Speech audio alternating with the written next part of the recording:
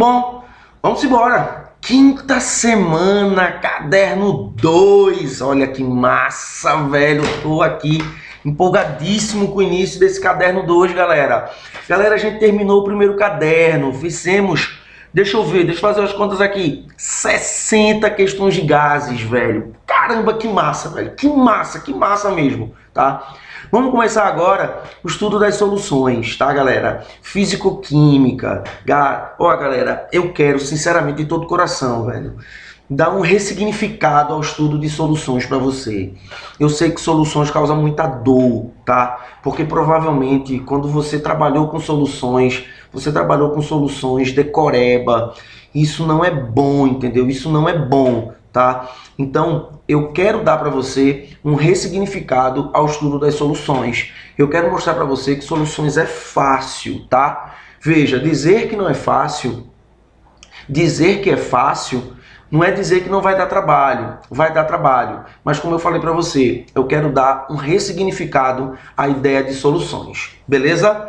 Vamos começar? Estou super feliz com esse início dessa semana 5, tá? Porque é um grande, né? É um início do caderno 2. É muito legal a gente começar com esse gás, com essa vibração, com a certeza de que vai dar certo. Quer dizer, né? Já tá dando certo, galera. Já tá dando certo. Vamos embora. Turma, o que são soluções? Vamos embora. Soluções são misturas homogêneas de duas ou mais substâncias. Turma, lembre-se que misturas homogêneas são misturas que apresentam o quê? Um aspecto visual uniforme. Numa solução, você pode ter duas ou mais substâncias. Vou mostrar aqui alguns exemplos de soluções, tá? A água sanitária é um exemplo de solução. O soro fisiológico é um exemplo de mistura homogênea. O álcool a 92 graus GL, a 92 graus Gay-Lussac é um outro exemplo de soluções. Soluções são misturas homogêneas. Lembre-se que misturas homogêneas são misturas que apresentam o quê? Um aspecto visual uniforme. Tranquilo? Beleza? Vamos continuar. Olha só. Eu falei para você que dentro de uma solução você tem duas ou mais substâncias. Uma das substâncias vai ser chamada de soluto e a outra substância ela vai ser chamada de solvente. Como eu coloquei, soluto e solvente são os termos utilizados para representar os componentes de uma solução. Olha só, eu tenho aqui, vou fazer uma solução de água com sal. A água vai ser o meu solvente e o sal vai ser o meu soluto, como eu coloquei aqui embaixo. Soluto é a substância que está sendo dissolvida e solvente é a substância que efetua a dissolução. É a substância que dissolve. Deixa eu falar uma coisa para você não esquecer mais nunca, tá? Soluto é a substância que está em menor quantidade em mols. Solvente é a substância que está em maior quantidade em mols. Você pode pedir para mim, Flávio, anota por favor. Anoto. Soluto está em menor quantidade em mol. Solvente, maior quantidade em mol. Beleza? Tranquilo? Se esquece disso não, que isso é pegadinha, tá? Simbora!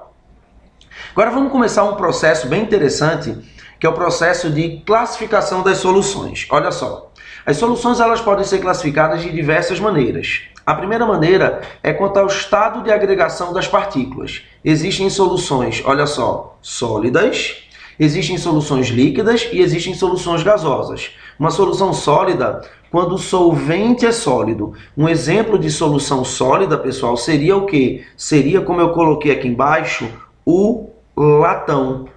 Um exemplo de solução sólida clássico são as ligas metálicas. Soluções líquidas, quando o solvente ele é líquido. Um exemplo seria água mais açúcar, água mais sal. E uma solução gasosa é quando o solvente é gasoso. Um exemplo seria aqui, ó, o ar, como eu coloquei aqui, ó, atmosférico. Beleza? Então, a primeira forma de você classificar uma solução é quanto ao estado de agregação das partículas. Existe solução sólida, líquida, gasosa. Não se espante não. Existe solução sólida, sim. Beleza? Vamos embora.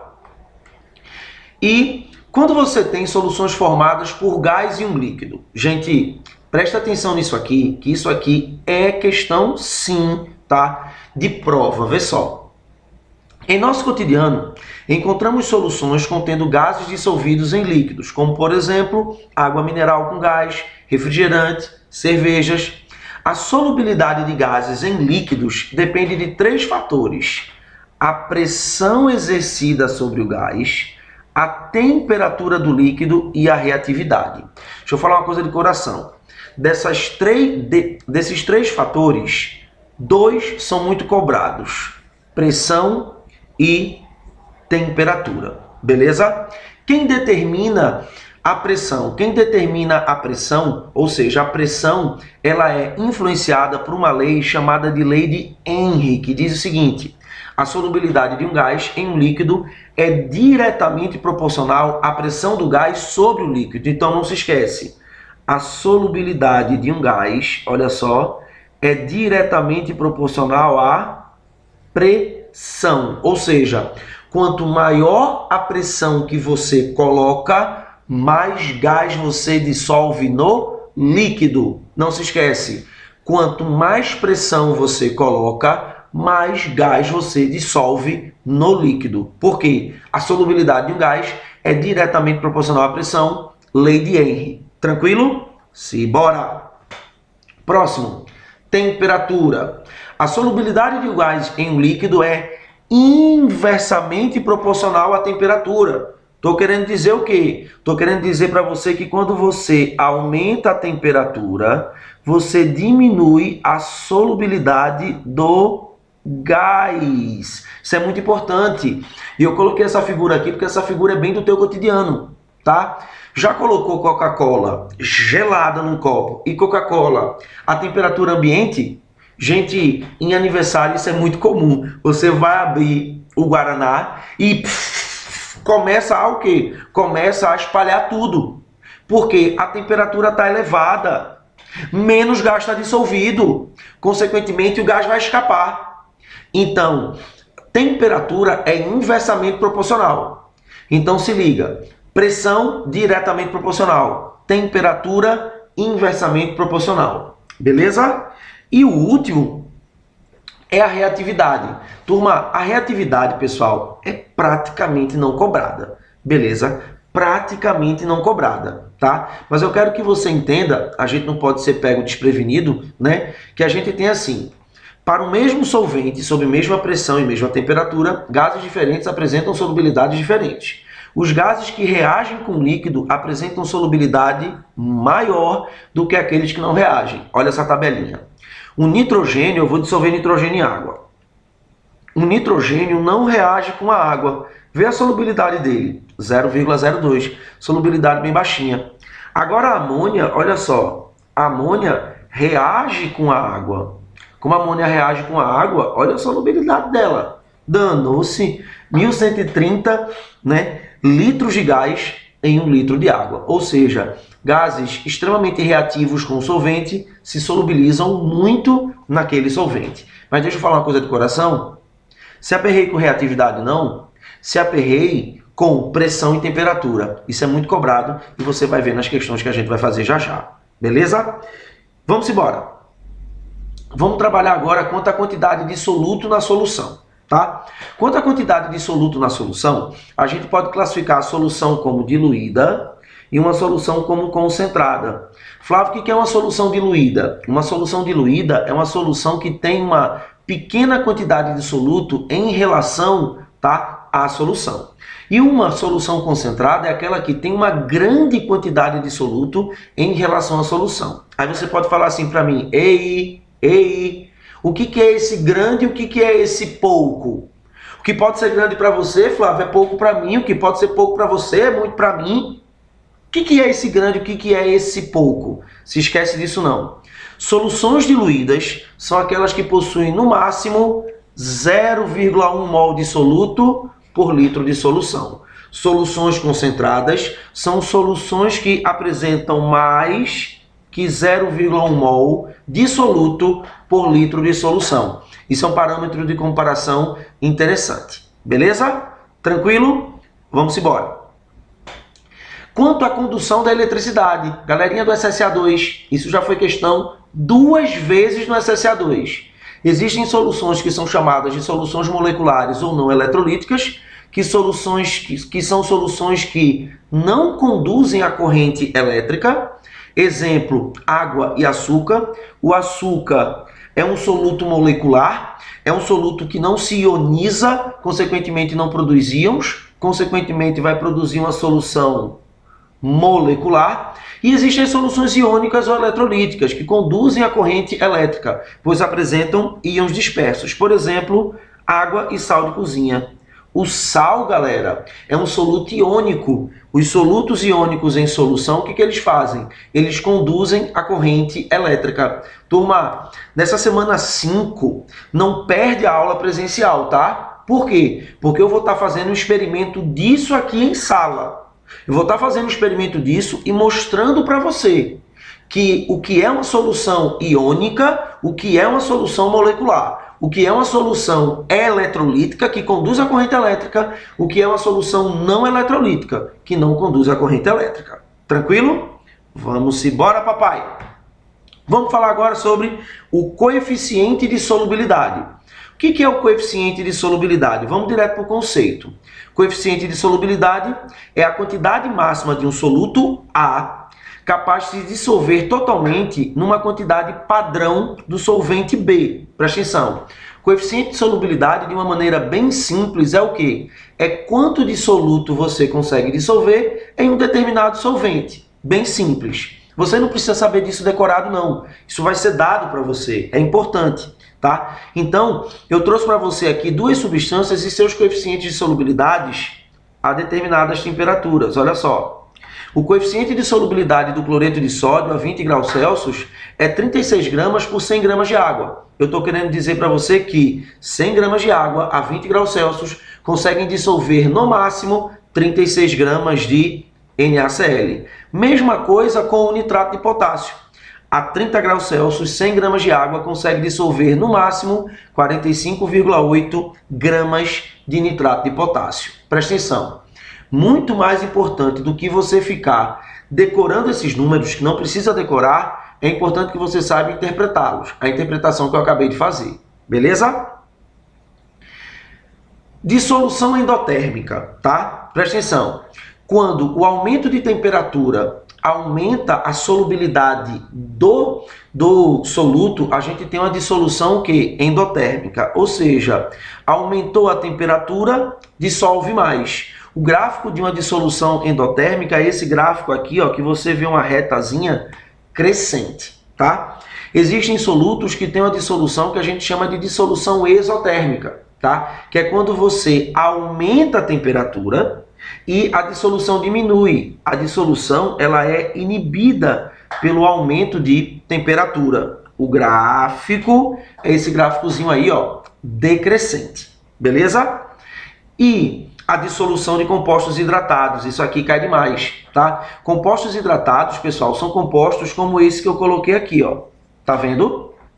Os compostos hidratados, eles apresentam, por exemplo, o cloreto de cálcio, esse ponto e esse 6H2O, significa dizer que essas 6 moléculas de água, elas estão dentro da estrutura do sal. À medida que você vai aquecendo esse sal, essas moléculas de água, elas vão saindo. Essas moléculas, elas vão saindo e a saída dessas moléculas fica sendo representada por esses pontos. Esses pontos, eles são chamados de pontos, olha só, de inflexão, beleza? Pontos de inflexão. Flávio, o que são pontos de inflexão? Bem simples. Pontos de inflexão são pontos em um gráfico de solubilidade que representa o quê? A saída de moléculas de água de um composto hidratado. Tranquilo? E para a gente finalizar essa nossa última parte, a gente pode classificar as soluções em relação ao coeficiente de solubilidade. Solução insaturada, solução saturada, solução supersaturada. O que seria uma solução insaturada? Uma solução que a quantidade de soluto colocada é inferior ao coeficiente de solubilidade. O que seria uma solução saturada? Uma solução que colocada, né, que a quantidade de soluto colocada é igual ao coeficiente de solubilidade. E o que seria uma solução supersaturada? Uma solução que a quantidade de soluto dissolvida é acima do coeficiente de solubilidade. Fica tranquilo que em sala eu vou esclarecer isso bem direitinho, tá? Vamos dar um exemplo? Olha só. Eu tenho aqui o coeficiente de solubilidade do cloreto de sódio. A 20 graus Celsius, 100 gramas de água, dissolve no máximo 36. Olha só o que eu vou fazer. Eu vou colocar 34 gramas de NaCl. A quantidade que eu coloquei é inferior ao coeficiente de solubilidade. Então essa solução ela é classificada como uma solução insaturada. Tranquilo?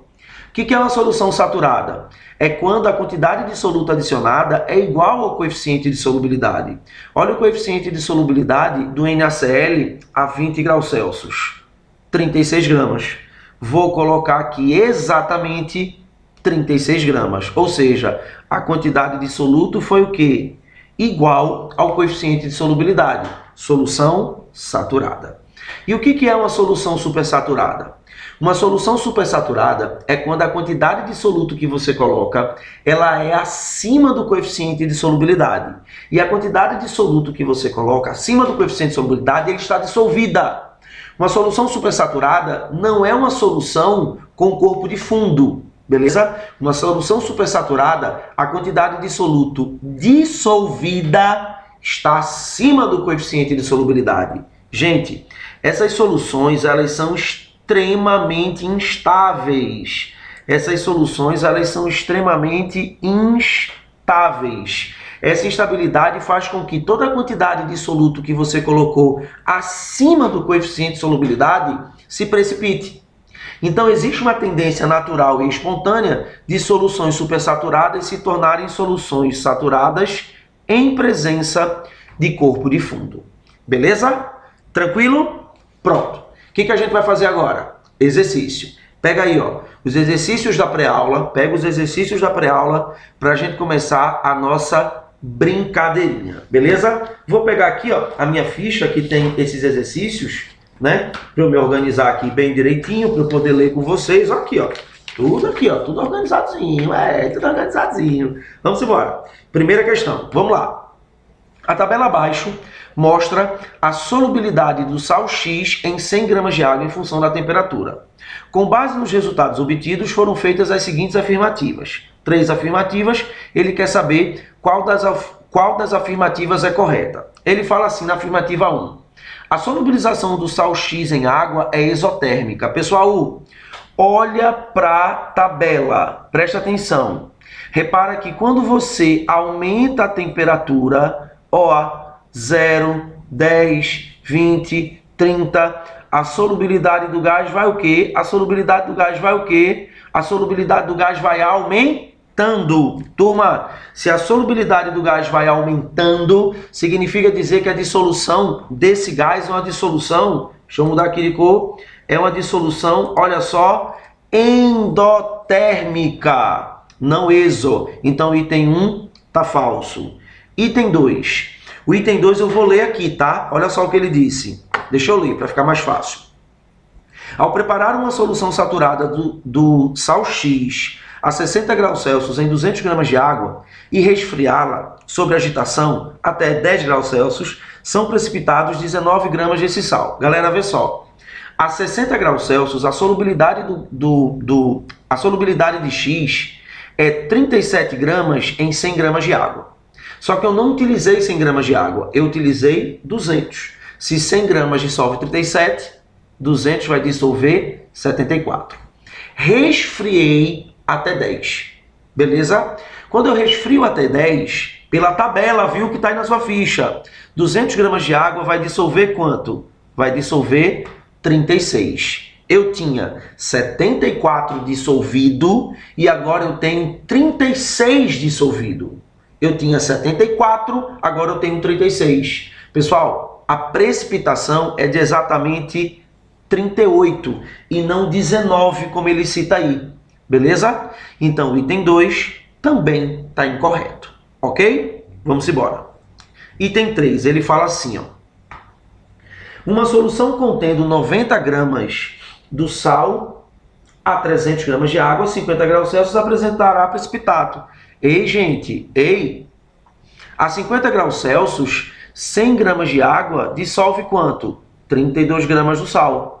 300 gramas de água vai dissolver quanto? 96. Essa é a quantidade máxima que você consegue dissolver. Se você consegue dissolver no máximo 96 e você coloca 90, não ocorre precipitação. Então o item 3 também está incorreto, nenhuma das afirmativas está correta. Gabarito da nossa primeira questão, letra A. Beleza? Tranquilo? Vamos embora, vamos seguir esse baile. Olha só, segunda questão ele fala assim: o conhecimento da solubilidade de sais em água é importante para a realização de atividades em laboratórios e nos procedimentos médicos que envolvam a utilização desses compostos químicos. A dissolução dessas substâncias químicas em água é influenciada pela temperatura, como mostra o gráfico que apresenta as curvas de solubilidade do nitrato de potássio, cromato de potássio, cloreto de sódio e o sulfato de sério. A análise do gráfico permite afirmar. Aí ele fala assim: o processo de dissolução dos sais constituídos dos metais alcalinos em água é endotérmico. Ei, gente, olha a tabela, olha o gráfico. Você tem nitrato de potássio, dicromato de potássio, cloreto de sódio. Potássio e sódio são o quê? Metais alcalinos. E, turma, o gráfico de solubilidade, o gráfico, né, da dissolução de um sal, vou botar aqui, solubilidade e temperatura. O gráfico da dissolução de um sal endotérmico é assim, não é assim? E esses três gráficos não estão subindo? Então, resposta correta, letra A. Bem rapidinho, bem facilzinho, beleza? Essa questão foi fácil. Tranquilo? Vamos embora para a terceira? Dá o print aí na tela, legal? Dá o print. Pronto. Olha agora essa terceira. Essa terceira é boa, viu? Presta atenção. A figura a seguir representa as curvas de solubilidade de duas substâncias A e B. Ei, olha para a figura e repara que A é o quê? É um composto hidratado. Esse 2 representa o quê? Esse 2 representa um ponto de inflexão. Significa dizer que a estrutura do sal A está sendo mudada. Significa dizer que está saindo água do sal A. O sal A está deixando de ser hidratado para ser anidro. A estrutura está mudando. Beleza? Aí ele fala, com base nela, pode-se afirmar que... Vamos embora. Item 1, ele fala assim, ó. Cadê? Deixa eu pegar aqui na minha fichinha. Ele diz assim, item 1. No ponto 1, as soluções apresentam a mesma temperatura, mas as solubilidades de A e B são diferentes. Falso. A solubilidade de A e B no ponto 1 é o quê? Igual. Quando as curvas de solubilidade elas se cruzam, significa dizer que as solubilidades elas são iguais. Letra B. Ele diz o seguinte, olha... Cadê? A solução da substância A está supersaturada no ponto 2. Completamente falso. O ponto 2, como eu coloquei aqui, é um ponto de inflexão. Como o ponto 2 é um ponto de inflexão, não tem nada a ver com ser supersaturado. Nada a ver. Beleza? Significa dizer que está havendo a mudança na estrutura da substância A. Letra C. Ele diz o seguinte... As soluções são estáveis no ponto 3. Turma, esse gráfico aqui a gente vai ver em sala, mas é importante que você se ligue, tá? Num gráfico de solubilidade, não se esqueça disso não, tá? Quando você tem o ponto abaixo da curva de solubilidade, representa uma solução não saturada ou insaturada. O ponto na curva de solubilidade, uma solução saturada. E o ponto acima da curva de solubilidade, uma solução supersaturada. Gente... Uma solução supersaturada, ela é o quê? Instável. Ela é instável, beleza? Mas, turma, o ponto 3 não está acima da curva A. O ponto 3, no gráfico, ele está acima da curva B, mas ele não está acima da curva A. Então, a gente não pode generalizar. Item C, falso. Vamos embora. Próximo item, olha só o que ele disse. As curvas de solubilidade não indicam mudanças na estrutura. A curva A é um ponto de inflexão. Ponto de inflexão representa a mudança na estrutura da substância. Letra C, letra D, está falso. Só sobra letra E, que ele fala: a solubilidade da substância B segue o perfil esperado para a solubilidade de gases em água. Ô, galera, eu não falei que caía? Gases em água, a solubilidade diminui com a temperatura e aumenta com a pressão. Eu não falei que caía? Olha como é que caiu. Beleza? Então, resposta correta da nossa questão, letra E. Tranquilo? Beleza? Vamos seguir esse baile. Vamos embora. Quarta questão diz assim: o cloreto de potássio é um sal que, adicionado ao cloreto de sódio, é vendido comercialmente como sal light, com baixo teor de sódio. 18 gramas de cloreto de potássio estão dissolvidos em 200 gramas de água e armazenado em um frasco aberto sob temperatura constante de 60 graus Celsius. Considere a solubilidade do cloreto de potássio a 60 graus Celsius igual a 45 gramas por 100 gramas de água. Significa dizer que a 60 graus Celsius, 100 gramas de água dissolvem no máximo 45 gramas de cloreto de potássio. Aí ele diz assim: qual a massa mínima e aproximada de água que deve ser evaporada para iniciar a cristalização do soluto? Presta atenção que essa questão ela exige da gente uma interpretaçãozinha legal. Olha só. De acordo com o coeficiente de solubilidade, o que eu fiz? 100 gramas de água dissolvem no máximo 45 gramas do sal. 200 gramas de água, que foi a quantidade de água que eu utilizei para solubilizar o sal, vai dissolver 90 gramas. Se liga, 90 gramas desse sal são dissolvidos em 200 gramas de água. Então, 18 gramas do sal vão ser dissolvidos em 100 gramas de água. Esses 100 gramas de água é exatamente o quê? 40. Cuidado, porque na resposta tem 40, então você, imediatista, vai marcar 40. Mas esse 40 não é a resposta. Esse 40 é quanto de água vai solubilizar. Mas ele não quer quanto de água vai solubilizar. Ele quer saber quanto de água foi evaporado para você chegar aos 40. Você tinha 200 e agora você tem 40, é porque evaporou 160. Resposta da nossa questão, letra A. Cuidado com isso, viu? Cuidado com isso. A interpretação é como eu sempre falo, a interpretação é fundamental para a gente, tá? Nesse primeiro momento, menos pressa, mais consistência, mais recorrência. Você vai ganhar velocidade à medida do número de questões que você for fazendo, tá? Nesse primeiro momento, recorrência e atenção é fundamental. Tranquilo? Vamos seguir o baile e vamos terminar com a nossa última questão, que ele fala assim: curvas de solubilidade, como as representadas no gráfico abaixo, descrevem como os coeficientes de solubilidade de substâncias químicas em um determinado solvente variam em função da temperatura. Aí ele fala: considerando as informações, ele quer a afirmativa correta. Letra A. Todas as substâncias químicas são sais, com exceção da sacarose. Cuidado, porque a sacarose não é um sal e aqui você tem o NaOH, que é o hidróxido de sódio. O hidróxido de sódio também não é um sal. Então, falso a letra A. Beleza? Letra B. O aumento de temperatura de 10 para 40 favorece a solubilização do sério. Ei, o sério é esse cara aqui, ó. O sério é esse cara aqui.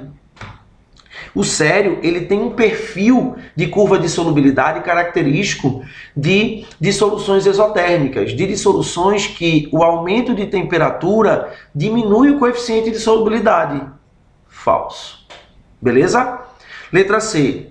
A massa de nitrato de amônio que permanece em solução quando a temperatura da água é reduzida de 80 para 40 é de aproximadamente 100. Nitrato de amônio é esse cara.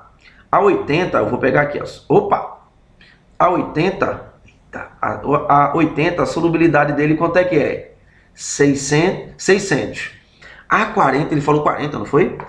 A 40, a solubilidade dele vai ser 300. Opa! Eu dissolvia 600 e agora eu dissolvo 300, é porque ficou 300 e não 100. Tá falso. Beleza?